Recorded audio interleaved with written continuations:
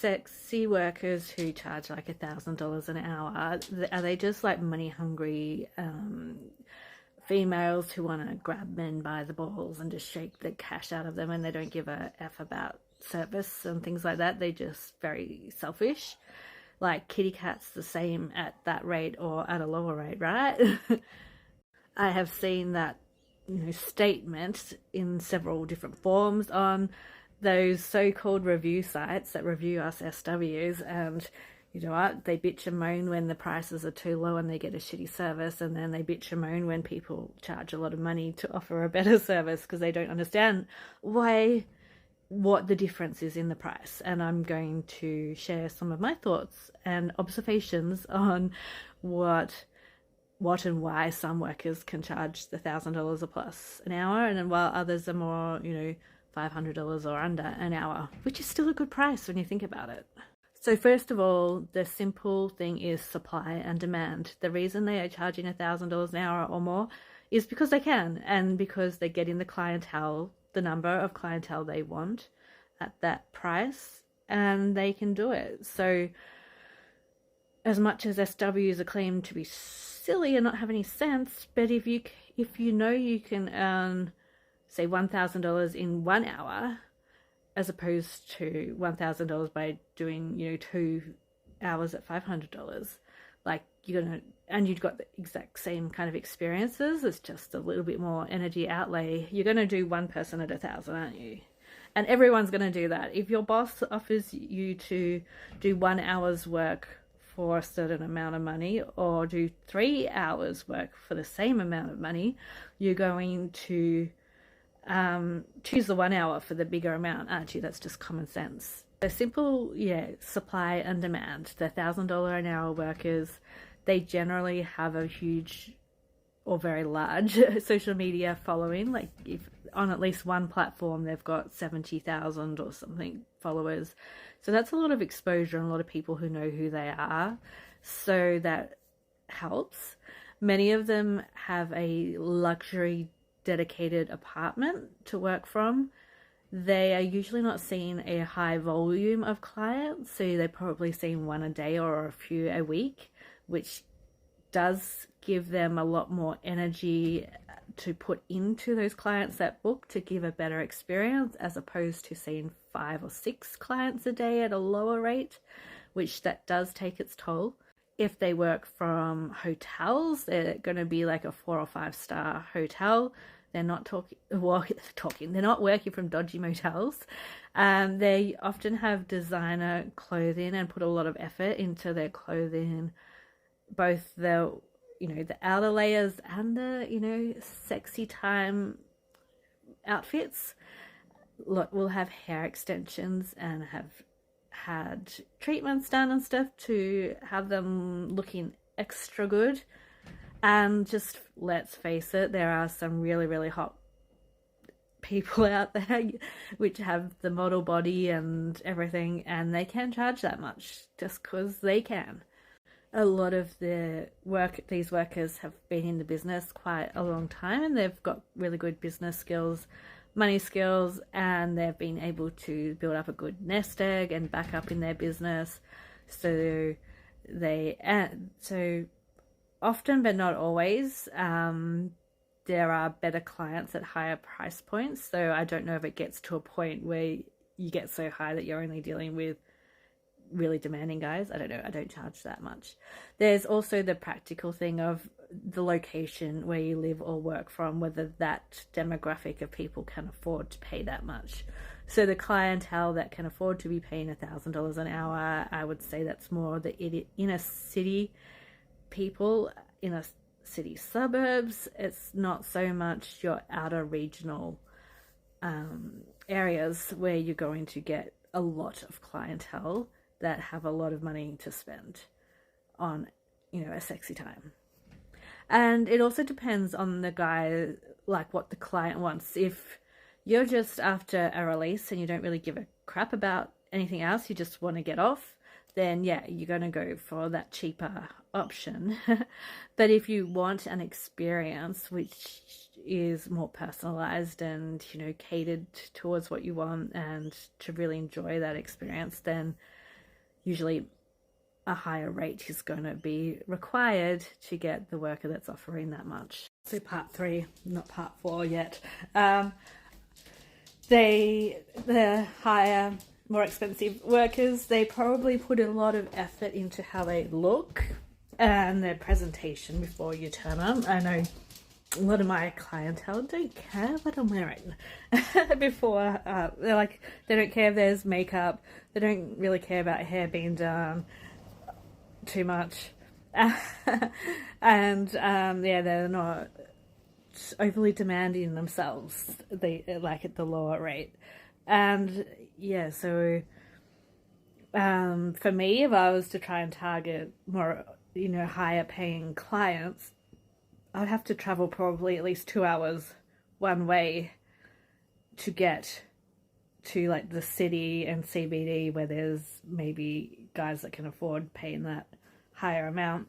So the time and effort I would put into getting clients at that higher rate, it's easier for me to be charging a lower rate, and probably other workers in a similar situation to just charge like a lower rate that more people can afford, and then I just see more people to make my money.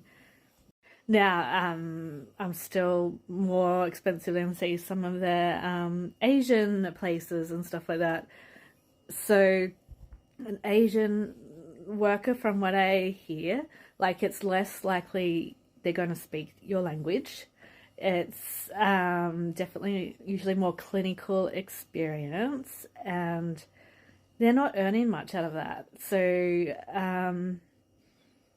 yeah, so they don't have the same incentive, I guess, to work hard. Like for $80, if you're giving someone a treatment for 80, like an S treatment for $80, which is really low in this industry, like, yeah, they're not really going to feel motivated to put in a good effort, I wouldn't think. And I don't blame them. I would not be putting in a good effort for $80 either.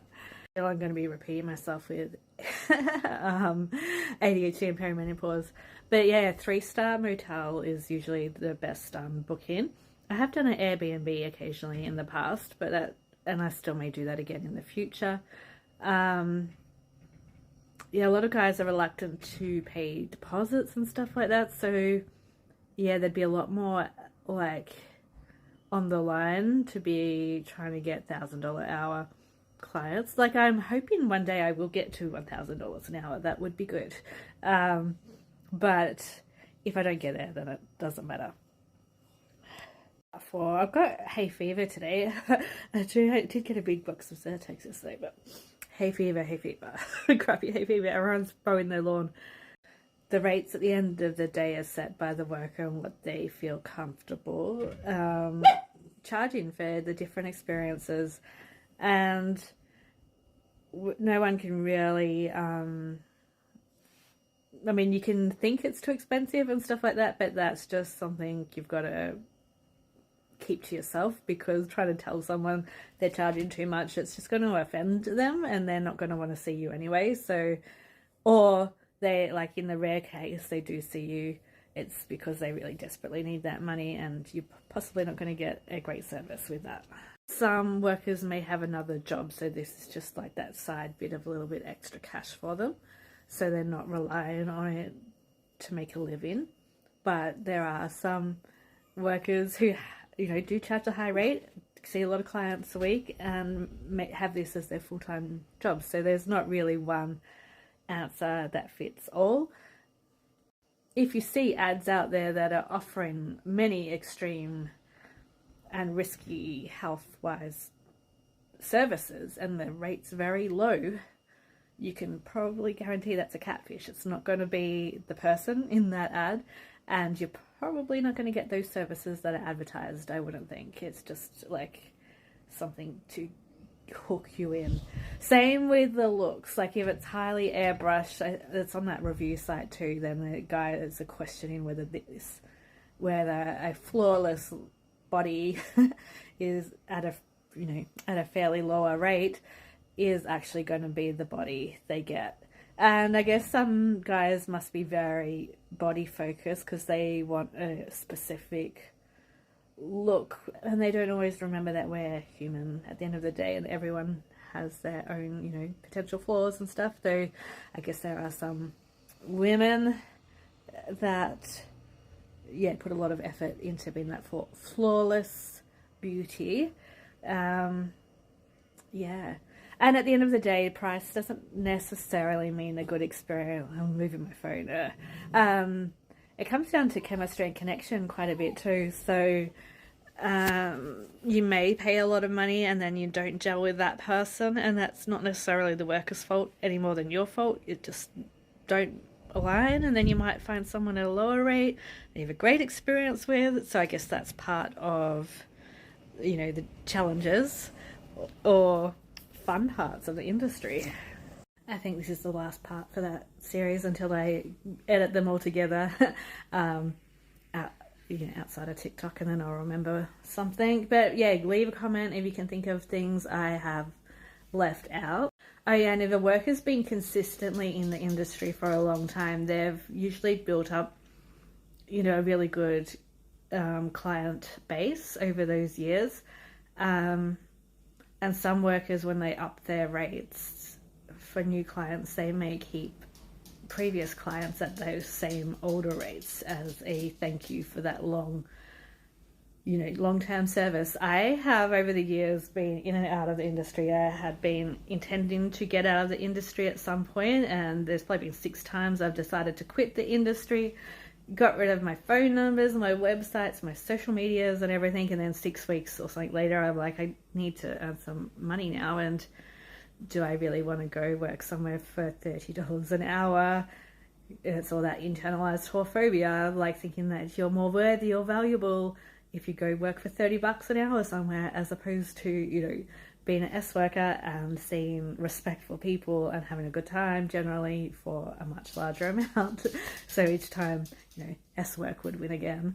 And then my health was bad for a while. So again, very inconsistent. It's hard to build your regular client base when not being available on a regular basis, consistent basis.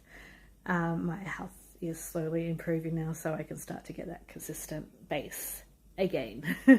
After all those years, yeah, so deleting the phone and that, unfortunately lose contacts. Yeah, so that's my few cents on what the differences are. You will generally hopefully get a better experience if you're paying more money, but especially as opposed to the cheap immigrant workers, because they work under a different model, I think, of earning.